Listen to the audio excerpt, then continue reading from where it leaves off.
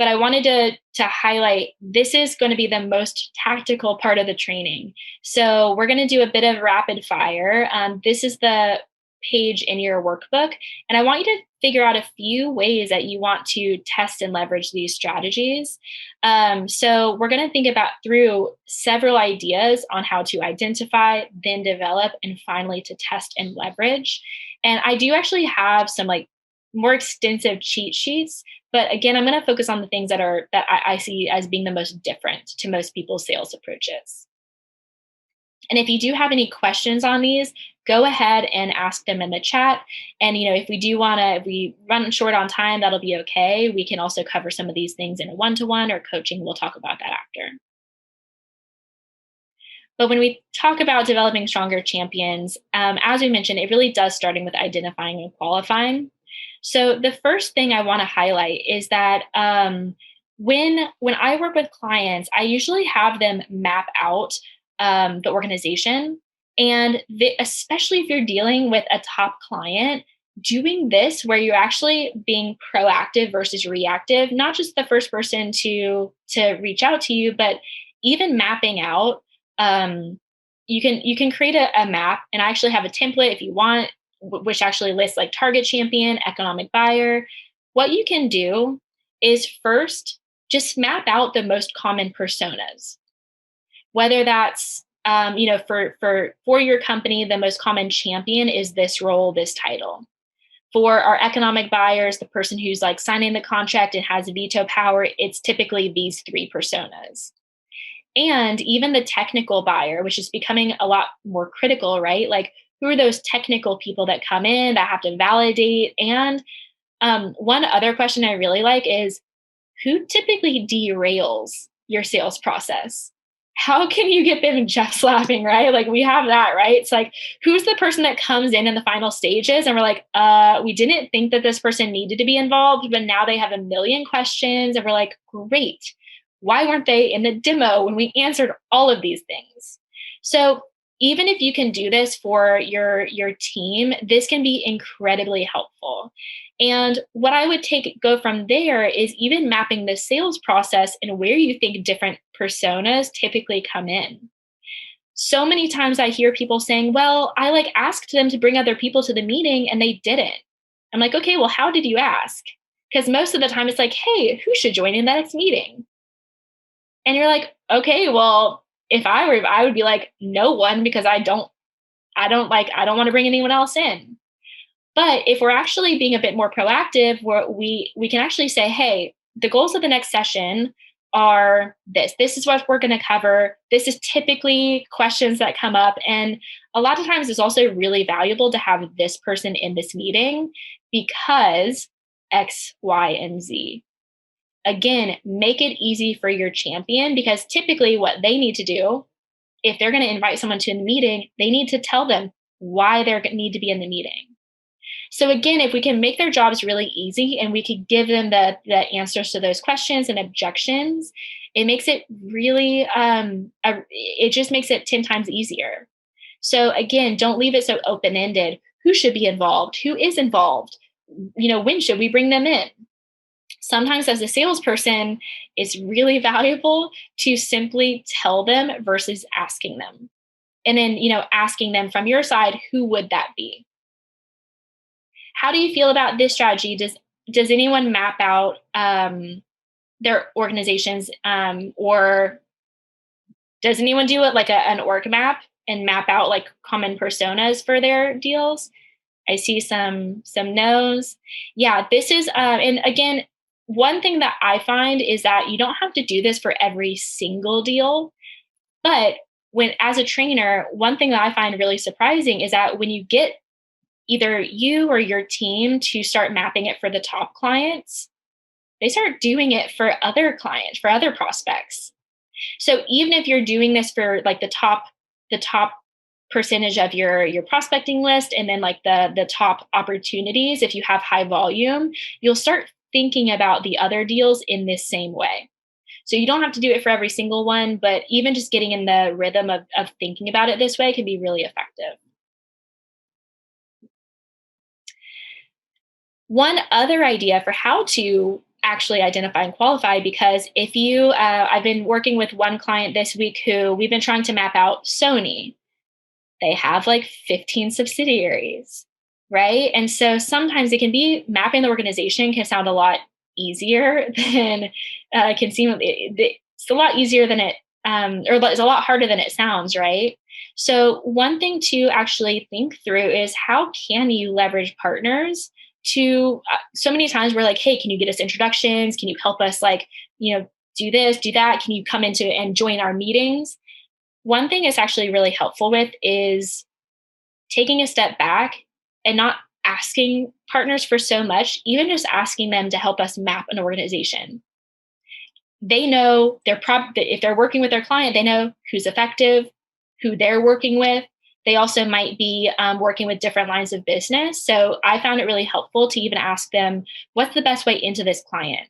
There's 15 subsidiaries, 15 lines of business, you know, 200 people we could talk to. Who do you find the best people? Like, who are the decision makers? So it can be really helpful to get their perspective on these things, and it can save you a ton of time. Now, obviously, not all partners are created equal, and some of you might not be working with partners, but it can be a really good strategy. And if you are exploring partnerships, it can be a really good way to actually, a lot of times we have like regular recurring meetings. I like having even one a month focused on mapping your top prospects. Has anyone tried that strategy? Does anyone work with partners and have any uh, wins or strategies to share there? Even Matt, I'm not sure if you have any other stories from clients or. Yeah, I think for some of the other clients that I've seen this work for, a lot of times it's that that insider knowledge that you mentioned, that sort of who should be the person. That's where I see it most commonly used. Yeah. And one thing that we've also, and I think this maybe falls into some of the bigger area of partners. We've actually had some people who basically have reconnected with people that they, maybe they've previously worked with that have now become an employee or a consultant or something to the person that they're, or to the client Yeah. that they're trying to work, or the prospect they're trying to work with. And just kind of sort of from your perspective, where are you seeing the power dynamics from this kind of slightly outside perspective? And we've seen some that work well for some folks as well. So there's definitely options out there, and I think partner doesn't necessarily just mean paid partner. It can True. mean folks outside of that as well, like just using your network. Yeah, and that I love that idea too. Okay, so I think that we have talked about this approach in terms of being proactive versus reactive, and recognizing that we really need to make sure that we're bringing people in earlier, that we make sure that we are trying to bring in the right people and we're qualifying early, and that if we're not talking to the right people, we're actively working to bring them in. And then in terms of qualification, if we think about the three qualifiers, power and influence is the one that we have the least control over short term. Now, ironically, if you do, work with more user level people, they shouldn't be your champion, but if you bring them on as a client, you might actually work with them, and if you're sharing results and you're making them look really good, you do have the option and the ability to improve their power and influence over time.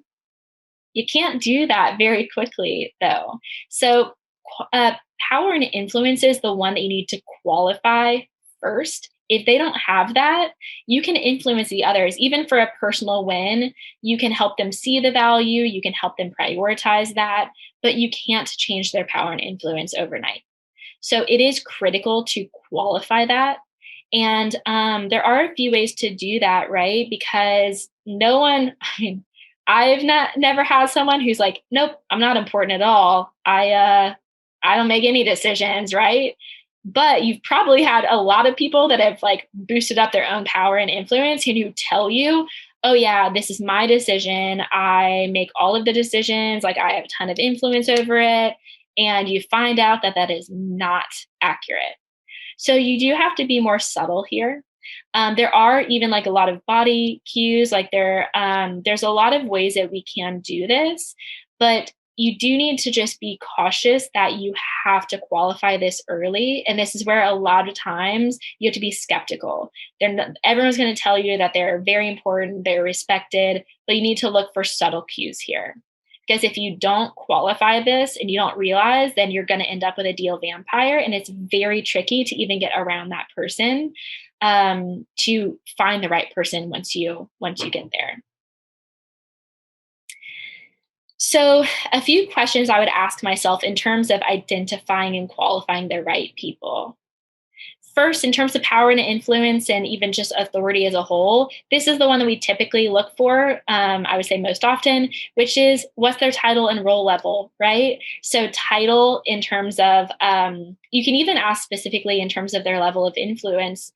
How title and role level is easier to actually assess power, right? Do they have budget? Do they manage people? Who do they report into? That can be an easy way of identifying that. But there's also other areas where we can like questions we can ask ourselves to more assess the influence part. So are they busy and hard to reach? That's actually a good sign, right? If they're very busy with projects, if they're heavily involved in a lot of things, it's a little bit more worrisome if they like answer every single email within 5 minutes. Like we like that as salespeople. Makes us feel really good about our relationship with them. But honestly, if they have the time to like answer every single email from salespeople, that's a little bit worrisome. So this can be counterintuitive, and I think this is where we stumble when we're connecting just with the first person who emails us and or responds. So just be cautious of this and recognize that sometimes, like I have salespeople that use this as like a way of proving that it's a good relationship, but it's not always a good measure of that.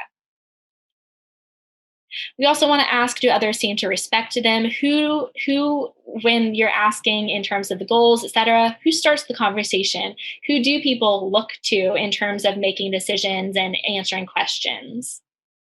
Do they know the goals of the organization? This is a big one. If they cannot articulate what the goals and priorities are, then you should be worried.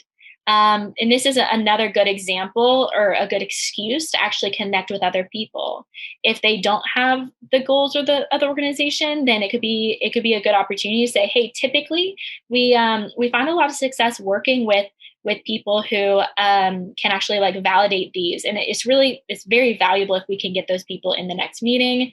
Do you think that would be possible? And also from that personal win perspective, asking what's in it for them. You can actually ask this, even if you just add this question to your discovery process, not this question specifically, but ask a quick question around like, okay, we've covered, thanks so much for sharing that, I feel like we have a good grasp on what you're trying to achieve as a team and a company.